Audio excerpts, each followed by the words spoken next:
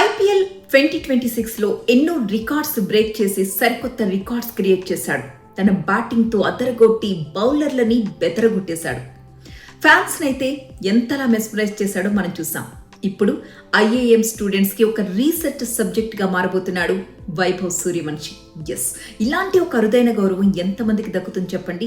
ఎంతో మంది లెజెండ్స్ ఉండొచ్చు, కానీ రీసెర్చ్ సబ్జెక్ట్ అయ్యే లెజెండ్స్ మాత్రం చాలా చాలా చాలా తక్కువ మంది.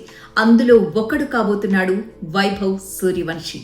ఒక్క క్రికెట్ అనే కాదు, ఒక 15 ఏళ్ల అబ్బాయి అంత చిన్న వయసులో సాధించిన విజయం వెనుక ఉన్న discipline, mind set, family support, coaching, mental strength ఇవన్నీ కూడా ఎలా ఉన్నాయి అనే దానికి సంబంధించి ఈ రీసెర్చ్ కొనసాగబోతోంది 3 నెలల పాటు. దీన్ని వైభవ్ మోడల్గా డెవలప్ చేయడమే ఐఏఎం లక్ష్యం అన్నమాట.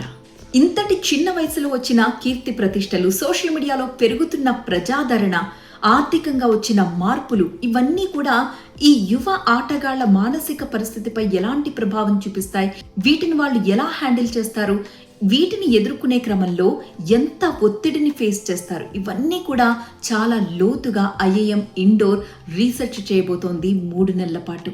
క్రికెట్ అత్యంత ప్రజాదరణ కలిగిన క్రీడ అని మనందరికీ తెలిసిందే. ఈ నేపథ్యంలో ఇతర రంగాలతో పోల్చుకుంటే యువ ఆటగాళ్ల మీద ఎక్కువ ప్రజాకర్షణ అనేది ఉంటుంది. అండ్ తన తొలి ఐపీఎల్ సీజన్లోనే ప్రపంచ స్థాయి దిగ్గజ బౌలర్లను ఎదుర్కొని రికార్డ్స్ కొల్లగొట్టాడంటే మామూలు విషయం కాదు కదా.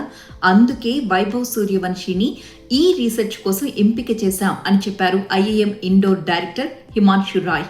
ఈ పరిశోధన మొత్తం పూర్తయిన తరువాత వాళ్ళు తెలుసుకున్న అంశాలన్నీ కూడా బీసీసీఐతో షేర్ చేసుకుంటామని, అలాగే పత్రికల్లో కూడా ప్రచురిస్తామని తెలుపుతున్నారు. దీని ద్వారా రాబోయే యువ క్రీడాకారులకు ఇతని లైఫ్ ఎంతగానో ఉపయోగపడుతుందని, వాళ్ళు కూడా తమ జీవితంలో పైకి ఎదగడానికి ఎంత కృషి చేయాలి, ఒత్తిడిని ఎలా అధిగమించాలి అనే దానికి ఈ రీసెర్చ్ చాలా ఉపయోగపడుతుందన్నారు హిమాన్షు రాయ్.